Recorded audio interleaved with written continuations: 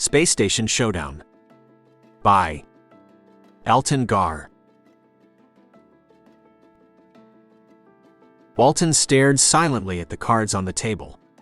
He had been certain he had won. He had paired both aces and kings while his opponent, Maven, had a king and a six of diamonds. With 2 cards left, she couldn't get a flush or a straight. Walton hadn't even worried when the 6 of clubs was dealt. Seeing 1-6 wasn't all that surprising, and it didn't matter. A pair of 6s didn't help Maven against his aces. Then the dealer put out the third 6. Maven looked nearly as surprised as Walton. Then she clawed the pile of chips and vials across the table. Walton tried to feel good for her. Maven worked hard and deserved the break. But what made him angry was the man standing in the doorway behind her.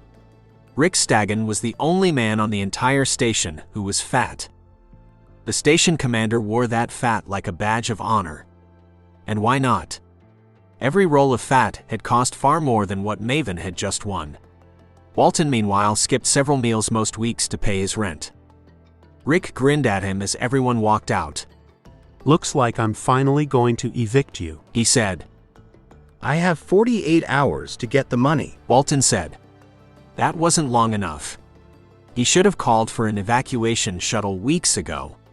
He had put it off, convinced his luck would turn around. He had lost that bet. Calling for a shuttle would put him so far in debt that he would never escape. It would take 67 hours for transport to get here, and Rick was well within his rights to evict Walton before it would arrive. "No one here is going to give you that money, and you know it," Rick said. He wasn't wrong. Walton had seen Bethany, who was far more popular than him, be evicted with no one intervening.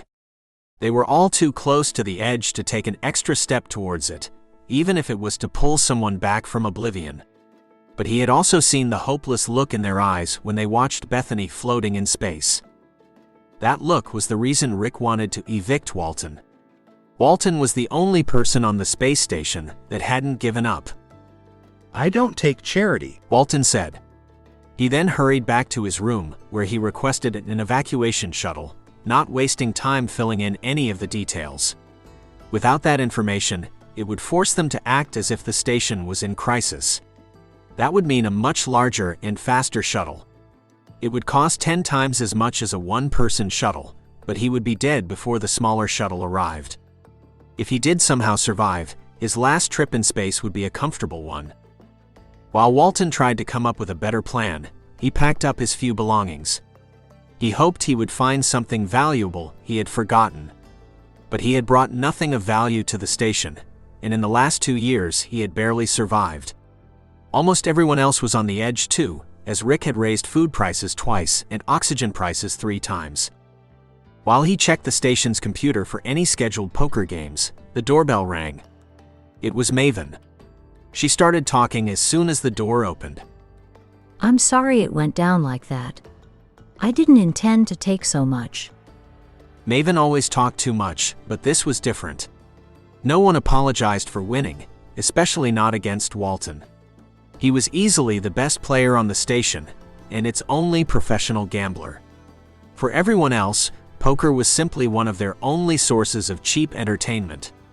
That suggested that something else was happening, so he said, "For what to go down?" "Rick didn't tell me his plan. He just changed dealers a few minutes before you got there, then told me I was going to have a good night."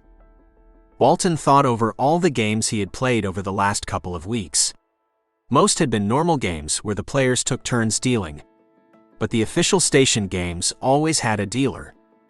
Suddenly, his losing streak came into clearer view. In the friendly games, he hadn't done well, but he hadn't won or lost significantly more than average. But in every station game, he had lost at least one important hand on the last card. Most hadn't been as devastating as his loss to Maven, but the loss had always happened when the pot had grown to considerably larger than average. Rick had hired someone to help him cheat. And if the cheat had been anyone else, it could have mattered. But Rick was the station's owner. There were no rules for him except he couldn't evict someone or kill anyone without reason, and he had to ensure there was work and food. "You need the money every bit as much as I do, and you didn't cheat." But if you want to make us even, keep word of him cheating quiet until I am evicted. Maven looked confused, but Walton knew it was because she had never even considered the possibility of telling anyone, rather than questioning why he wanted it kept quiet. He didn't have a reason yet, but you never showed your cards without good reason. He wasted the next 15 minutes trying to make Maven feel better about the likelihood he was going to be tossed out of the space station. With no other ideas, he searched out a poker game. It was for favors, and he barely got into the game with some of the maintenance crew. Word had gotten around that he was going to be evicted. There was no value in having favors from a dead man. Walton reminded them that if he was evicted, they wouldn't have to pay him, which made them laugh and reminded them they liked him. He only played for a couple of hours, long enough to win several favors. They weren't worth much, but while he was winning, he talked and convinced the group of them to front him 100 credits. Getting money, even a loan from a favor game, was against the spirit of the game, but with 5 people splitting the cost, it wasn't a big risk. Walton knew they had only agreed because no one wanted to be the one who let someone die without at least trying to help. The 100 credits wouldn't help with Rick. He wanted to evict Walton more than he wanted the money. But Rick was still the only person on the station who could afford to play a game with high enough stakes to save Walton. It wasn't hard to find Rick. He rarely left the luxury apartment he had inherited from men who had earned their position. He even had his meals brought to his quarters. Rick's smirk nearly split his face in half as he opened the door and said, I've been expecting you. Have you come to beg me to let you breathe my air for free? I thought you might want to play poker. I doubt you have anything I want, Rick said. You want to beat me. Wouldn't it be so much more satisfying if you were the reason I was evicted, instead of just bad luck? And if I lose? You'll let me wait for the evacuation shuttle I already called. I get to pick the dealer. I wouldn't have it any other way.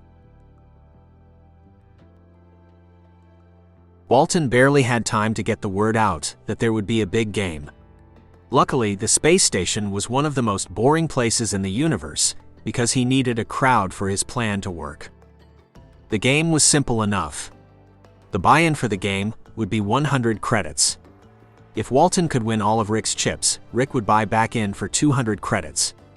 After 5 similar wins, he would win enough credits to pay for the oxygen. That would have been stretching luck in a fair game. But Rick had picked the dealer, so it wouldn't be a fair game. But knowing that the game was rigged helped some. If they hadn't changed their strategy, the dealer would play it straight, or perhaps even egg Walton on with a few minor victories until he went all in. Then he'd make sure that Walton lost. That made for more than a few problems. Most obviously, if he ever went all in, he would lose. And that would also make it impossible to bluff. Though playing against someone who had so much less to lose than Walton already made bluffing unlikely to work. That didn't leave a lot of options. But then life had never given Walton a lot of options, and he hadn't busted yet, though right now all he had was a chip and a chair. The game started with Rick folding, and it didn't get much more exciting for the next several hours. Sometimes Rick would toss in a few chips, and sometimes Walton would do the same, but never more than a few. Walton worked to keep the play slow. He took a long break to consider folding, and twice as long before betting. None of the decisions were hard. He was buying time by the second. But he also slowly drained away Rick's chips without a single big pot, avoiding any chance for cheating. As the dealer shuffled, Walton looked carefully at Rick and said, You're looking tired.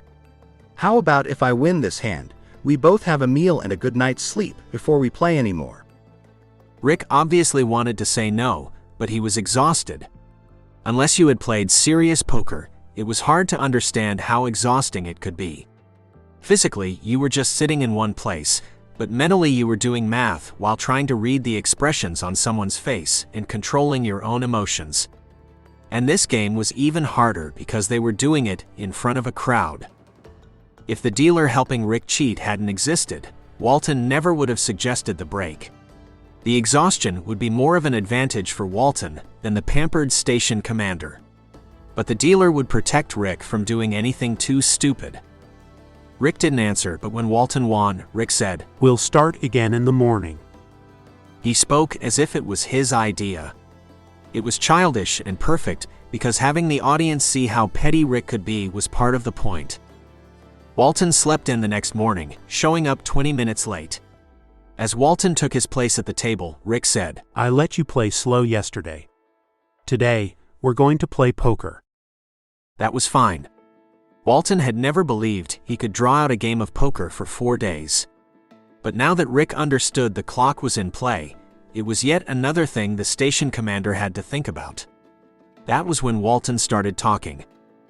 Most of the people watching the game had left in the hours of slow play, but there were still enough people Rick couldn't just ignore him when he asked things like when he expected food prices to go back down and why the price of air had gone up. Questions Rick usually avoided by never interacting with anyone who would ask. The answers were lies. Everyone knew that. There was simply nothing anyone could do. This was Rick's station. But the lies required focus on yet another part of the bigger game, and as Rick bet more while trying to focus on everything else, the speed at which Walton won continued to rise. The only real danger was that Rick might just go all in. Walton couldn't afford to match him. Not while Rick had the dealer to ensure Walton lost. But Rick was terrified of risk, even in a rigged game.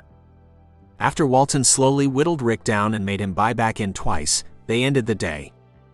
Walton was officially out of time, and Rick could legally evict him. Walton had to believe he wouldn't. In part that was because if Rick backed out now, it would be more humiliating than losing. But mostly it was because there was nothing Walton could do about it, and one of the most important tenets of gambling was to not be overly focused on losing. The next morning the real game started. Rick was still playing poker, and as Walton watched the dealer, it was clear he was shuffling differently. The fix was in, and over the next hours Walton slowly built up his chips, then lost in immensely unlikely scenarios while making the game as interesting as possible to ensure everyone who wasn't working to keep the station running was in the room. After one particularly enormous loss, Walton said, "I think it's time we discuss the cheating." Rick didn't even try to pretend that he hadn't been cheating. He just grinned and said, "It doesn't matter, unless you've been practicing holding your breath." "Oh, that. I never planned on winning enough money to pay you. Some maintenance workers owe me some favors. I asked to borrow a spacesuit from one of them, and they agreed. It's going to be a long spacewalk, but I'll have some of your money to keep me company." Walton said, and he took the pot even though the cards showed he had lost. The look on Rick's face showed he realized something he didn't understand was happening. "That pocket change isn't even going to pay the docking fees of the ship that's coming to pick you up. You've been wasting everyone's time." "That's because you assumed we were playing poker. What we've been doing is spending several days reminding everyone why they dislike you. You're petty. You're cheap. You don't take risks even when you cheat. The only reason most of them haven't already left is because it takes years to pay down the cost on an evacuation shuttle. But I already called one, and I didn't bother to tell them it was just for me, so they'll bring one big enough for everyone on this station. It will be my debt, and anyone who wants a ride can have a free trip to Earth." The look on Rick's face told the whole story. Walton's bet would win, because the only reason most people were still on the station was because of the cost of leaving. And without them, the station was worthless. Rick stood up, his face red with anger. "You can't do this. He shouted. I'm the station commander." "Not for long. Walton said. I'm going to enjoy watching you try to run this place without anyone to do the work." Rick turned and stormed out of the room, leaving Walton alone with the crowd of spectators. Walton smiled. He had won.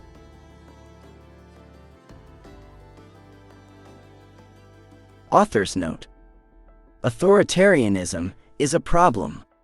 It has been for a long time, and it's not likely to go away anytime soon. But on Earth at least, there is the chance for some people to just leave. Obviously, not everyone can, and picking up your entire life and fleeing your home is never going to be a good option. But if we go into space, it's going to be much more dangerous. Even the worst authoritarian on Earth can't simply turn off the heat and let everyone die, and people don't die immediately if they try to leave. It makes me wonder if letting that future be in the hands of a few wealthy people is a great plan.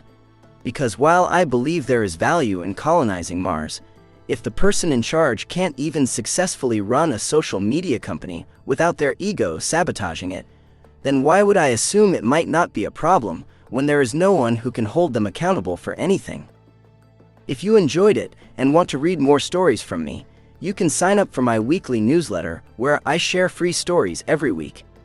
Just go to www.ansci-fi.com and click on the free ebook link, or you can visit my Patreon, www.patreon.com/Elton, to get access to all my short stories and patron-exclusive stories every week. Thank you. Elton Gar.